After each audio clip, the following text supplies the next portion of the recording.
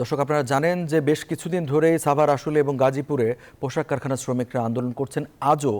আশুলিয়ায় পোশাক কারখানার শ্রমিকরা আন্দোলন করছেন এবং সেখান থেকে সেই আন্দোলনের সবশেষ খবর জানাতে আমাদের সাথে যুক্ত হচ্ছেন আমাদের সহকর্মী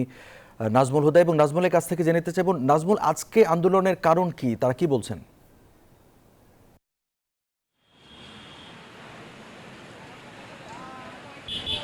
রঞ্জু, আপনাকে ধন্যবাদ। এই মুহূর্তে আশুলিয়ার টঙ্গাবাড়িতে রয়েছি এবং আপনারা জানেন যে বেশ কিছুদিন ধরে তৈরি পোশাক কারখানায় অসন্তোষ সৃষ্টি হয়েছে এবং ১৩-র এক ধারায় কিন্তু যে বন্ধ রয়েছে এবং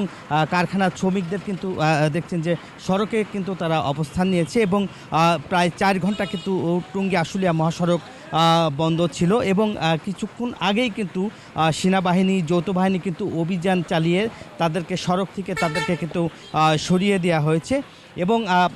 এই যে তৈরি পোশাক কারখানার সামনে কিন্তু আপনারা দেখছেন যে আইন শৃঙ্খলা বাহিনী নিরাপত্তা চাদরে ঢেকে দেওয়া হয়েছে এবং শ্রমিকদেরকে বুঝিয়ে সেখান থেকে কিন্তু তাদেরকে সরিয়ে দেওয়া হচ্ছে এবং যেহেতু তৈরি পোশাক কারখানার শ্রমিকরা তারা সকালে কিন্তু কারখানায় এসেছেন এবং তারা বলছেন যে তাদের তৈরি পোশাক কারখানা যেন খুলে দেওয়া হয়, সেই খুলে দেওয়ার দাবিতেই কিন্তু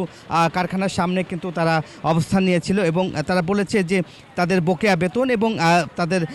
কারখানা যাতে খুলে দেয় সে কারণে কিন্তু শ্রমিকদেরকে বলা হচ্ছে যে তৈরি পোশাক